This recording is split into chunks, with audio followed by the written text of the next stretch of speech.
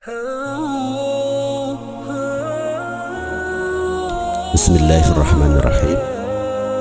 Saudara-saudaraku sekalian, hadanallahu wa iyyakum ajma'in.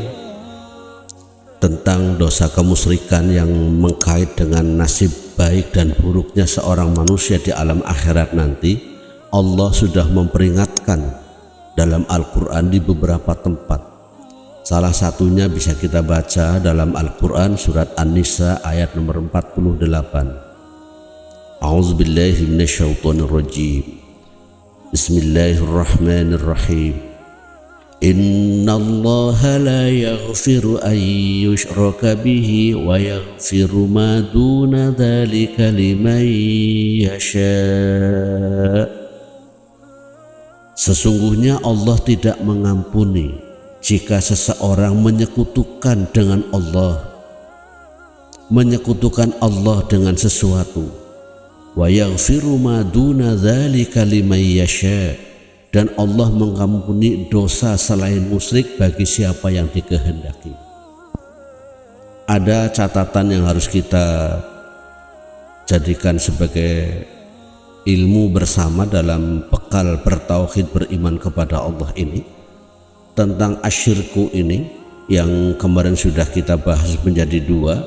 Yang dimaksudkan dengan asyirkul akbar, musyrik menyekutukan dosa besar, adalah taswiyatu ghairillahi billahi fima huwa min khosaisillah kadzabhi was sujudi wad duha wal isti'adah. Yang dimaksudkan dengan menyekutukan Allah adalah menyamakan makhluk dengan Allah yang seharusnya itu hanya diperuntukkan secara istimewa untuk Allah saja. Misalkan seseorang menyembelih binatang untuk selain Allah, bersujud kepada selain Allah, memohon kepada selain Allah, mungkin berlindung kepada selain Allah dalam dunia ini, maka ini masuk dalam kategori asyirkul akbar, dosa musyrik yang besar. Sedangkan dosa musyrik yang kecil kemarin sudah kita jelaskan, manakala seseorang meniatkan sesuatu untuk selain Allah yang seharusnya amal ibadah itu hanya untuk Allah Ta'ala. Kemudian tentang bahaya menyekutukan Allah ini, nasib seseorang akan buruk sekali di akhirat nanti manakala matinya membawa dosa musyrik. Di akhir ayat 72 surat Al-Maidah, Allah berfirman di penggalan akhirnya, a'udzubillahi minasyaitonirrajim, innahu man yusyrik billahi faqad harramallahu alaihi aljannata wa ma'wahun nar wa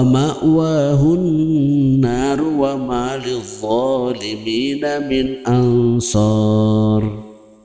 Artinya, sesungguhnya orang yang menyekutukan Allah, faqad harramallahu alaihil jannah, sungguh Allah mengharamkan baginya surga. Ini yang pertama, bahaya bagi orang mati membawa musyrik.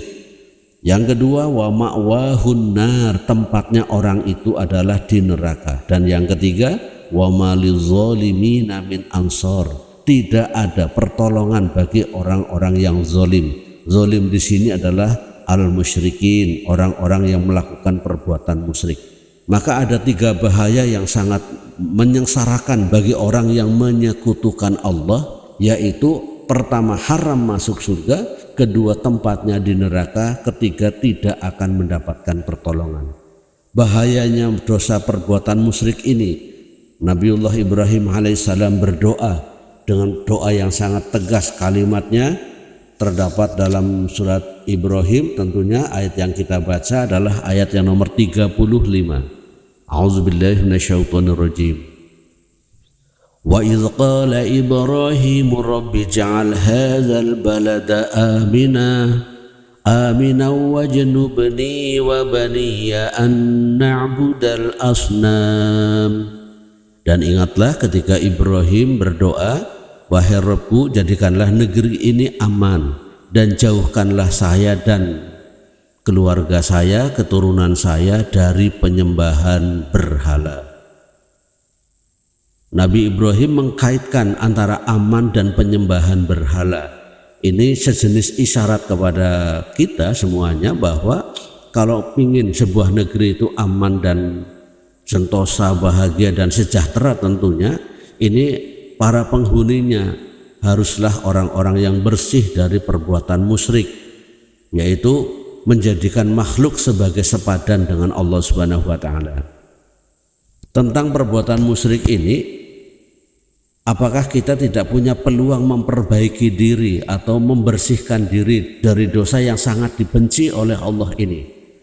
Tentunya Nabi Shallallahu Alaihi Wasallam telah menyampaikan pada kita sebuah hadis sahih dari sahabat Ibnu Mas'ud. Rasulullah Shallallahu Alaihi Wasallam bersabda, "Man mata wa huwa yad'u min dunillahi niddan dakhalan nar."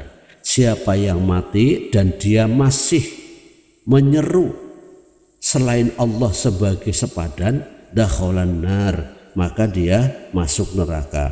Artinya seseorang yang mati membawa dosa musyrik ini akan terkena pasal tidak diampuni dosanya, haram masuk surga, tempatnya neraka, dan tidak mendapatkan pertolongan manakala mati membawa dosa kemusyrikan. Lalu bagaimana agar kita bisa selamat dari bencana ini? Tentunya seseorang harus melakukan pertaubatan sebelum mati. Jadi ini yang pakai jimat, yang pakai rajah, yang pakai susuk, yang bersekutu dengan setan, yang miara tuyul dan lain sebagainya, ini harus berhenti, menyesal, bertaubat dan mengganti dengan amal yang baik. Kapan? Qabla mautihi, sebelum datangnya kematian. Karena mati sebuah rahasia yang tidak bisa kita ketahui kecuali diketahui oleh Allah Subhanahu wa taala, maka kita harus mempercepat pertaubatan ini dari perbuatan musyrik. Jangan nanti. Kalau nanti sampai mati kemudian dosa musyrik masih ada, maka dia akan terancam penderitaan yang panjang di alam akhirat nanti.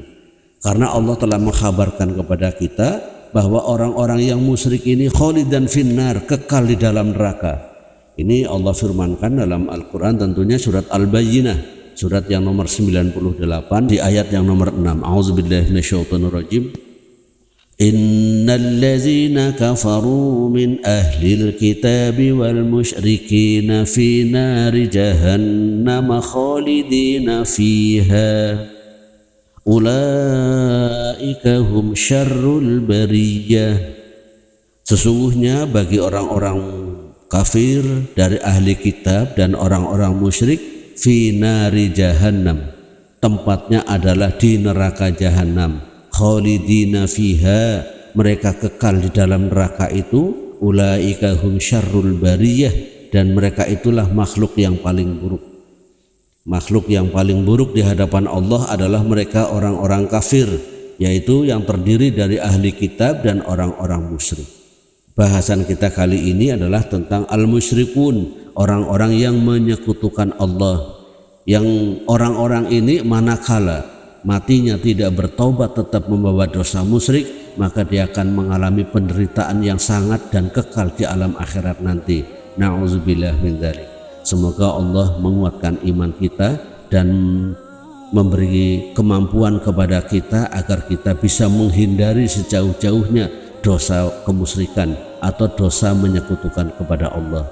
Dengan demikian mudah-mudahan kita akan menjadi orang yang husnul khatimah, mati dalam keadaan husnul khatimah, dan juga menjadi ahlul jannah, orang yang menghuni surga dengan ridha Allah Subhanahu wa taala insyaallah. Semoga bermanfaat. Usikum wa nafsi bittaqwallah. Assalamualaikum warahmatullahi wabarakatuh.